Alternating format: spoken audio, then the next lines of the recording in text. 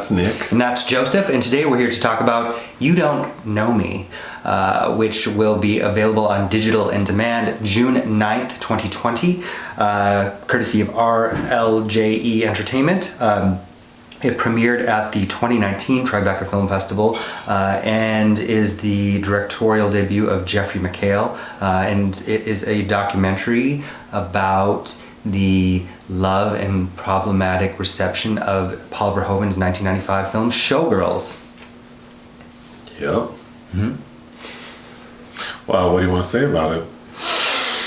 Well, this is the second time I saw a screener of it around the time it premiered, and it was I remember having fond memories about it because I'm a big fan of Verhoeven's Showgirls, and it made me want to watch the original film again, and I had the same reaction this time. However, as a debut film, this does seem to be what I would call cinematic interpretation 101. As in, if you are looking for any kind of real in-depth analysis, this really isn't the film, although there's some interesting things that are intriguing. And none of the principles are actually on hand. So this is really a film of hearsay. This feels like a film that if Criterion ever put out Showgirls, it would be an extra feature on that film, on that disc. Yeah.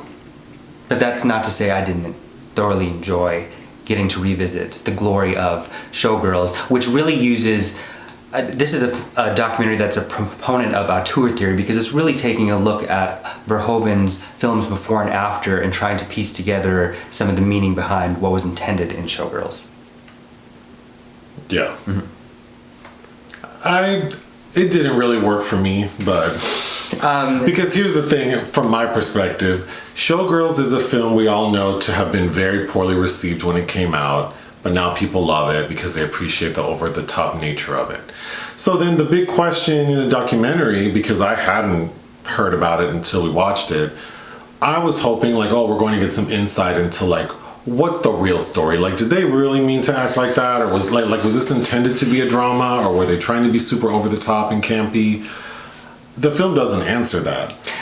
So it really is just, it reminded me of when the E! Network used to do like the true untold story of, you know, fill in the blank. Mm-hmm. And it's just like, it's all recycled footage, all recycled interviews. That's what this documentary is for, I would say an hour's worth. It's just recycled footage, recycled, you know, talking heads. Well, so that's what's interesting about it too. It is a lot, several disparate people talking, but we don't really see them. It's just... well, that's a separate issue, but I'm saying if you really like Showgirls and you've read up on it, you will, there is nothing, like, nothing is uncovered. There's no new information. Literally every single thing you see in the documentary is recycled from somewhere else. Right. Okay, then the two people who are in it, so this documentary was like 90 minutes? Yeah. Mm-hmm. So there's an hour's worth of kind of like just recycling information about Showgirls and the symbolism in it and making, in my opinion, making it more than what it is. Sure. The only thing I didn't know, that I'm sure most people do know, is that there was a companion book Verhoeven created for Showgirls where he really tries to like break down like his thought process. Mm-hmm. Which I'll get back to. But other than that, like, there was nothing that didn't really make sense to me or that I didn't already know. But the other third of the film is this woman who I'm not sure what her, like... April Kidwell is the woman. Okay, this lady has played Nomi Malone in like a stage production of like Showgirls, like a comedic stage interpretation. And she's also played... Elizabeth Berkley's other character, the Saved by the Bell. The Saved by the Bell Jessie character, Jessie Spano. So she's played both of Elizabeth Berkley's like known characters in like 2 stage productions. So this lady spends like 15 to 20 minutes talking about her experience, like in life. She relays a story about her being sexually assaulted, which I thought was really out of place. Like, it just seemed, I don't know. Also, because then the film also talks about the character in Showgirls, the black lady. What's her name? Molly. Molly. The film talks about how people think that Molly being sexually assaulted in the film was like gratuitous and pointless and blah blah, like all of why it wasn't necessary and why it doesn't work. But then this documentary like spends a lot of time on this woman talking about her sexual assault and how it led her to like down this road and how playing these characters. I didn't need all that. After seeing it for a second time, there are like some missing pieces for me. Like I like that we have a queer person talking about how the queer audiences, what they have come to like and appreciate about it. And also, there's a little mini breakdown of the definition of camp as defined by Susan Sontag, and whether there is an actual camp sensibility, which has always been the argument about camp, because camp really by definition is accidental. And how Showgirls is kind of the crown in this trifecta of camp trilogy that includes Valley of the Dolls and Mommie, Dearest. So I enjoy all of that. And then there's another female critic who really seems the most honest about it, speaking about how Showgirls is actually very pedestrian and it's just all about Eve, as Roger Ebert said, dressed in a G-string. But then we spend so much time with April Kidwell and this very personal trauma and its meaning for her personally. And somebody does bring up, it might be David Schmader, about how Showgirls might or does have a race problem.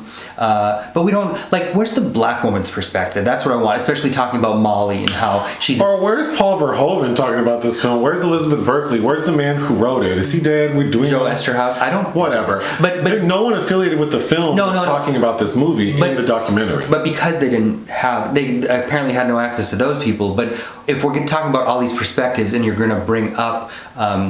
the people of color in the film, like where is a professional's opinion that could speak to that, I guess. Well, sure. But it doesn't feel like investigative, like reporting. No, because the other argument about Showgirls is considering the context of 1995. Yes, the people of color, like all the people in the film, are there to support this notion of Nomi Malone as this budding goddess, but she does have a very sexual, romantic relationship with this black dancer that in a mainstream film, a Hollywood film in 1995, I think was ahead of its time as well. Sure. And is presented in a way that's not abnormal or anything bizarre or weird. Yeah. Well, what you're describing is like, I mean, it makes sense in relation to Showgirls, but I feel like, I don't know, this documentary feels like our dynamic. Like, you're the more knowledgeable one. You can speak better about film than I can. I'm just running my mouth. I kind of feel like this documentary would be something like if I had to make a documentary, like it would be like this. Well, so the director, McHale, he also edited it. And I do he pulls in a lot of footage of other Verhoeven films. So one thing I did think worked really well is using all of like Verhoeven's catalog. He edits in Michael Douglas at a computer in what film? Basic Instinct. Basic Instinct, but then he's looking up like Elizabeth Berkley, and I thought that was really cool. He does it in Isabelle Huppert and Elle, yeah. Who any glance of her I can see I love. So and that reminded me, of course, of Rodney Asher's Room 237, which is about all the various hypotheses on The Shining. I think that's a more dynamic, exaggerated documentary than this, and better scripted, I guess. If you love Showgirls, you'll want to watch this because it's 90 minutes of talking about something you really enjoy. But also, if you really enjoy Showgirls, you already know everything except the story of sexual assault on the woman who's not in Showgirls. So again, I'm not like... her experience is important to her, but it's just like I don't understand why that was important to this, like relevant to the documentary, and why it was so much of.